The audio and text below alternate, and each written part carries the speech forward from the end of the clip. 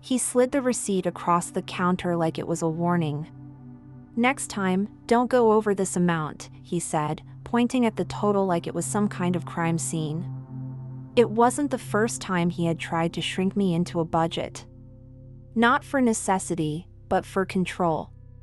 We had more than enough. This wasn't about money. It was about power disguised as practicality. I stood there, holding a bag of oranges and almond milk, and realized I'd just spent $20 more than his limit.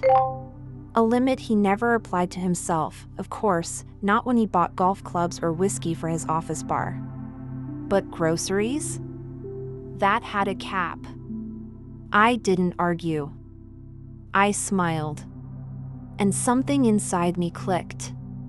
That day, I began counting things differently. Not cents or coupons, but moments he tried to make me small. And as he walked away, satisfied that he had handled me, I remembered something I had tucked away years ago, my grandmother's antique necklace.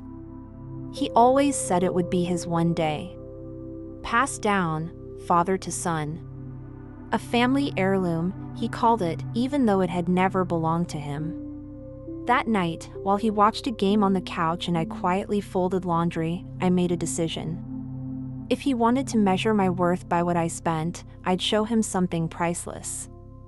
And I'd do it in a way he could never take back. The necklace had been kept in a small, velvet-lined box at the back of my dresser drawer, wrapped in tissue paper and memory.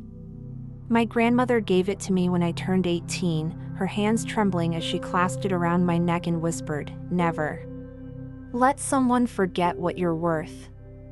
I wore it once to a family dinner, years ago, before we were married.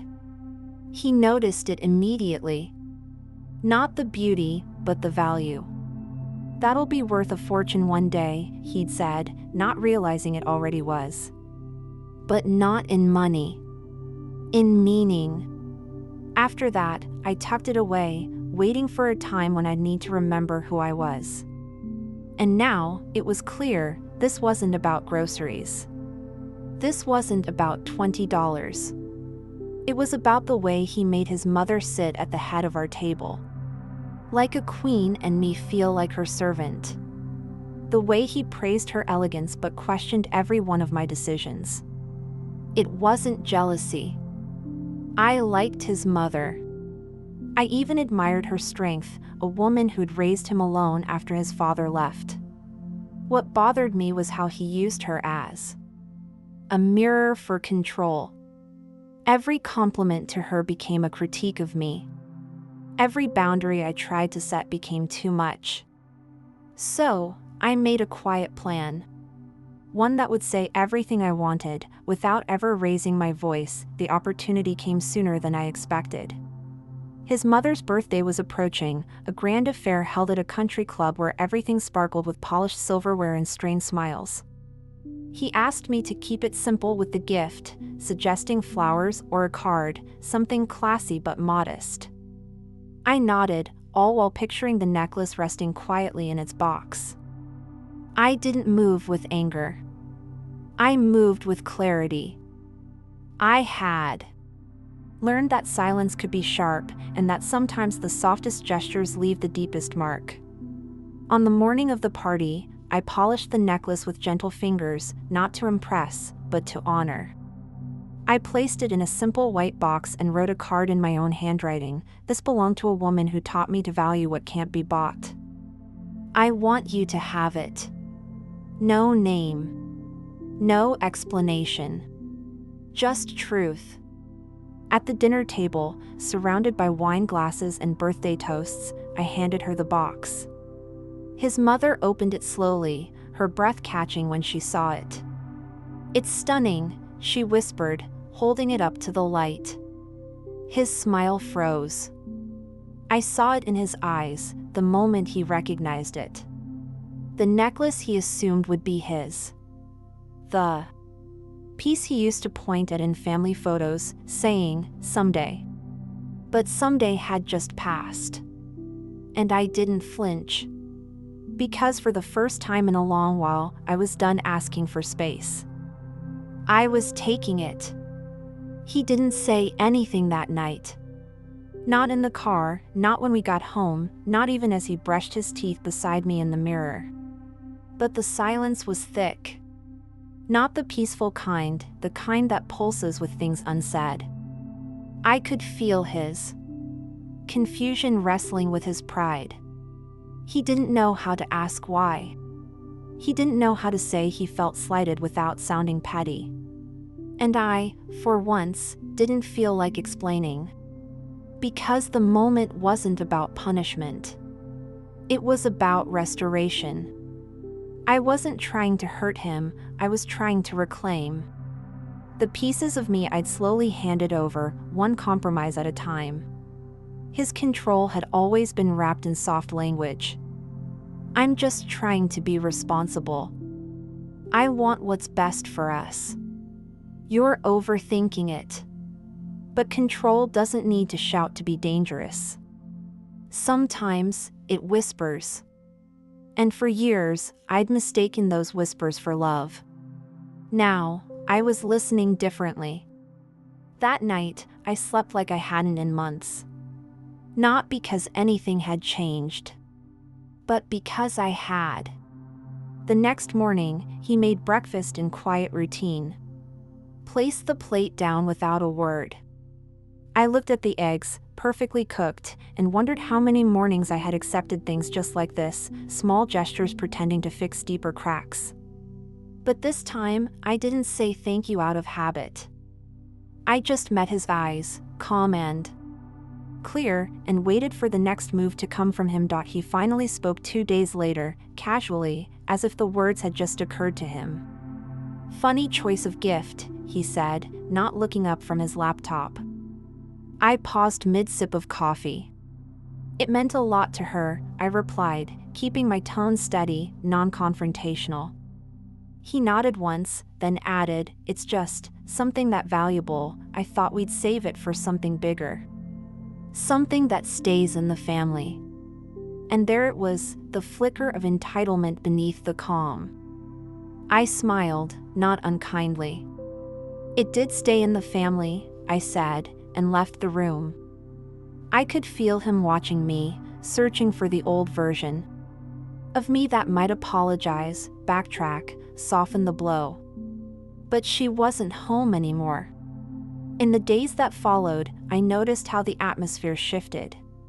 He started checking receipts more closely, asking where I'd been, who I was texting. As if generosity on my part had somehow threatened his grip. Control, when cracked, doesn't crumble quietly. It looks for new doors to wedge itself into. And yet, I didn't push back. I didn't play his game. I continued showing up, calm, composed, quietly powerful. It unnerved him more than shouting ever could. One night, while folding laundry, I found him staring at the drawer where the necklace had been. He didn't touch it. He just stood there. Like something had been taken from him he never really owned. And maybe that was the point. Some things aren't his to keep. In the quiet moments, I began to see things I had trained myself to overlook. The way he corrected me in front of others with a smirk, always disguised as a joke. The way he praised my frugality only when it benefited him, not when I built something of my own. The way my job was referred to as a hobby, my ideas as cute. But now, I didn't flinch at these things. I observed them. Studied the way he folded his napkin a little too tightly at dinner when I spoke freely. The way his eyes narrowed when I laughed a little louder than usual at a story someone else told.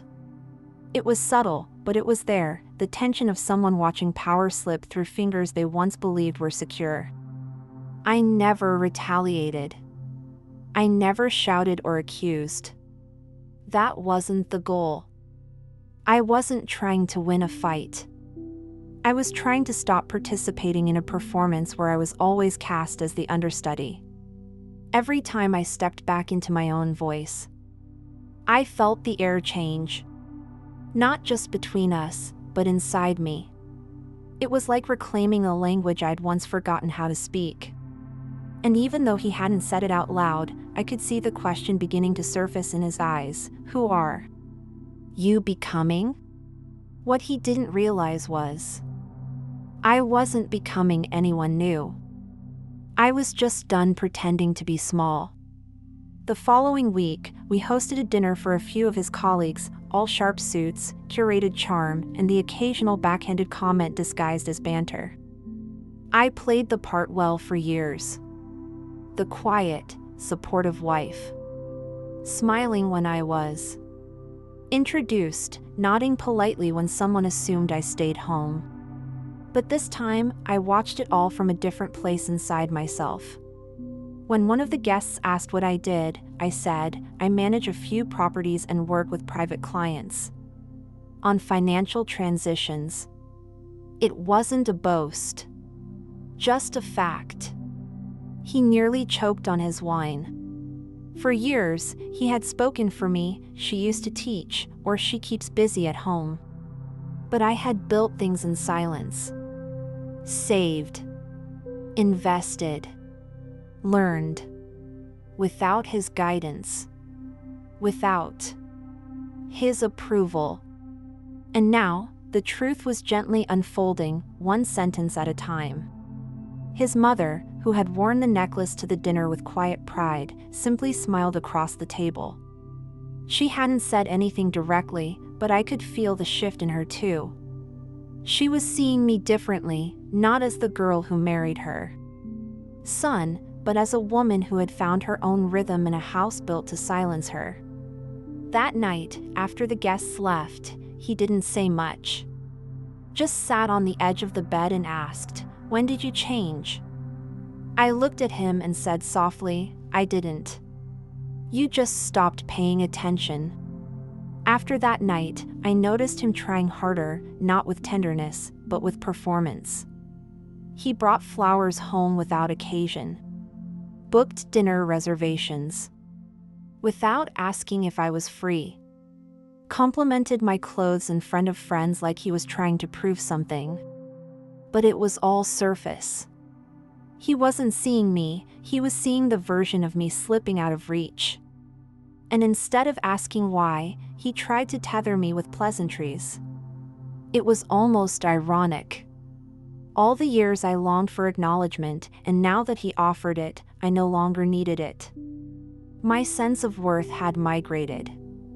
It no longer fed off his words, his approval, or even his recognition. It came from quiet mornings I carved for myself. From emails I sent with my full name signed beneath investments only I understood. From the keys I carried in my purse to places he had never been, properties I had purchased with my own signature, with inheritance and intention. I didn't flaunt it. I didn't weaponize it. I simply let it exist. Like the necklace around his mother's neck. Like the silence that now lingered between us. We weren't fighting. We were unraveling. And the more I stood in my own presence, the more he seemed to shrink, not because I was trying to belittle him, but because he had grown so used to towering over someone who no longer stood beneath him. I began to notice how often he lingered in rooms I was no longer in, like he was chasing echoes. He'd pick up objects I'd moved slightly, comment on recipes I used to cook, ask if I'd seen his cufflinks even though they were exactly where he left them. It was subtle, but I could feel the fear under it. He had built a home where I was expected to orbit around him, not out of cruelty, but out of habit, entitlement, legacy. And now, with every quiet step I took away from that gravity, the imbalance grew more obvious. One afternoon, I caught him standing across the street, staring at the house I had purchased. He didn't know I saw him. I stood behind the curtain and just watched. His shoulders were slouched in a way I had never seen before. Not in meetings, not in photos, not even in our worst arguments. It wasn't anger in his posture, it was loss. And not the kind he could fix with money or charm. The kind that happens when someone realizes they mistook possession for partnership. I didn't wave. I didn't go outside. I just let the moment breathe. Because that was what this journey had become, not revenge, not rebellion, but revelation. I had spent years trying to be enough for someone who had already decided I was only an extension of his success. And now, I was learning to exist in full, even if it meant alone. Freedom doesn't always arrive with fanfare. Sometimes, it slips in through the back door, soft, unannounced, and so gentle you almost miss it. That's how it felt waking up in the house across the street. There was no celebration, no triumphant playlist. Just stillness. Sunlight touching the floor in quiet shapes. The kettle whistling without anyone telling me to lower the heat. My own clothes folded the way I like them. It was peace, not just the absence of noise but the absence of needing to shrink. I thought I'd feel lonely, but what I felt was room. Space to think without being edited. Space to move without being monitored. Space to dream without someone placing a ceiling on it. There were no questions about groceries, no glances at my receipts, no sarcastic remarks when I ordered dessert. Just me, choosing, adjusting, being. I had forgotten how much energy it took to anticipate someone else's mood. How often I scanned rooms to avoid triggering irritation. And now, my body was recalibrating. Breathing differently. Sleeping deeper. Laughing louder. There's a kind of healing that happens not when you're fixed, but when you're finally allowed. And that's what this space was. Not perfect. Not fairy tale. Just mine. I didn't leave because I wanted drama. I left because silence had become too loud, and I needed to hear myself again. And in the quiet of that morning, for the first time in years, I didn't ask myself if I was doing the right thing. I just was. People started to notice. Not in dramatic ways, no rumors or confrontations, but in passing glances and changed tones. Friends who used to ask about us began asking about me. At the market, the cashier asked if I'd moved, and I just nodded with a quiet smile. My sister called and said, "You sound clearer." And I did. I hadn't realized how heavy my voice had been, weighed down with the effort of balancing his comfort above my truth. Now, I was building rhythms that didn't revolve around damage control. I met with a woman who ran a local nonprofit and offered to help with their finances. I taught a free budgeting class for single mothers at the community center. Not to prove anything, just because I could. Because somewhere along the way, I'd stopped needing permission to exist fully. Even his mother sent a card. No words. Just a pressed flower and my name in her handwriting. It felt like a quiet acknowledgement, not of sides, but of truths. The kind that don't need to be shouted to be honored. I didn't respond. I didn't need to. I had nothing to defend anymore. There's a quiet power in choosing yourself without making a scene. In leaving not because you hate what was behind you, but because you finally saw what was possible in front of you. And every time I turned the key to my new front door, I felt that possibility hum beneath my fingertips. One evening, I stood by the window with a cup of tea, watching the porch light across the street flicker on. His shadow passed behind the curtain, a life still continuing, still moving, but no longer tethered to mine. And I didn't feel regret. I didn't feel anger. Just a soft ache, the kind that comes from realizing you once begged to be seen by someone who was never looking. I had stopped waiting for apologies. For acknowledgements. For the grand gestures that never came. Closure wasn't a moment. It was a series of quiet mornings where I no longer woke up wondering how to make him understand me. I had already understood myself. fully. And that was enough. On the table beside me was the watch he once dismissed as fake, now quietly ticking. Not as a statement, but as a reminder, time moves forward. And I had learned to move with it. Not faster. Not in rebellion. But in rhythm with who I was always meant to be. I didn't need revenge. I didn't need validation.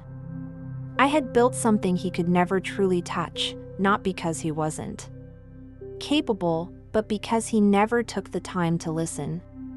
And now, as the stars began to appear above a quiet street, I whispered something I had never said out loud, not even to myself: I forgive you. But I remember everything. And in that remembering, I finally let it go. I started keeping a journal again. Not for anyone to read, just for me. Pages filled with scattered thoughts, recipes I wanted to try, things I noticed about myself in quiet moments.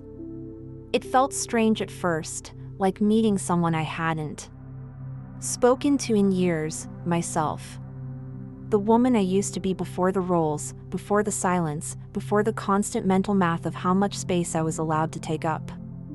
Some mornings, I would sit by the window and reread certain entries. Not the ones filled with sadness or frustration, but the ones where a different kind of voice had begun to emerge. A voice that didn't explain or justify, just observed, just was. It made me realize how little of myself I had brought into that old relationship. How often I had edited my emotions, diluted my ambitions, translated my strength into politeness. And yet, beneath all of that, something had remained untouched. A part of me that never stopped watching. Waiting. Enduring. Not out of weakness, but out of patience. That part had carried me through the quiet years. Had whispered beneath the noise, one day, you'll remember who you are. And now, sitting in a house I bought with my own hands, sipping tea I chose for no one but myself, I wrote one sentence across a clean page. Just one. I was never asking for too much. I was just asking the wrong person. The strange thing about healing is how uneventful it often feels. There's no dramatic climax, no audience clapping at the end. Just small shifts, the way your shoulders drop when you walk into your own space, the way your breath steadies without effort, the way silence feels comforting instead of dangerous. I started laughing more, not at jokes, but at memories. The absurdity of how many times I bit my tongue. How many dreams I shrunk to fit into someone else's comfort zone. But I didn't laugh with bitterness, I laughed with release. As if my younger self was finally safe enough to exhale. I went out to dinner alone one night. Ordered what I liked. Paid with the card he once rolled his eyes at. No explanations. No commentary. Just the waiter's nod and a receipt with my name on it. I wore the dress he once said was too much and felt like nothing was missing from the moment. That was my revolution, not loud, not cruel, not showy. Just steady. And when people asked what happened between us, I no longer sighed or hesitated. I simply said, I outgrew what didn't grow with me. And they'd nod, sometimes not fully understanding, but that was okay. Because I didn't need them to. The only person I ever needed to understand me was finally sitting across the table, no longer waiting for permission, no longer explaining her worth. Just eating dessert and smiling. Some weeks later, I passed by a mirror and paused. Not to fix my hair, not to adjust anything. Just to look. And what I saw wasn't a version of me dressed up to be approved, it was someone whole. Someone who had once been underestimated, belittled, quieted, but never broken. The woman staring back had weathered storms no one applauded her for. Surviving. She had faced not fists, but silence. Not exile, but erasure. And she had chosen, piece by piece, to return to herself. Not through revenge. Not through proving anyone wrong. But through the quiet courage of becoming who she was always meant to be, even if no one ever thanked her for it. I lit a candle that night. No occasion. No guests. Just a moment for myself. I placed the flame beside a framed photo of my grandmother. The one whose trust card I had used that night so long ago. She used to say, "Never explain your strength to people who ask you to shrink." I didn't understand it back then. I do now. And as the flame danced in the stillness, I whispered a thank you. To her. To the younger version of me who endured. And to the woman I had become, not louder, not angrier, just freer. Because sometimes, the greatest answer to dismissal is quiet dignity. And sometimes, the softest voice in the room is the one that rewrites the ending.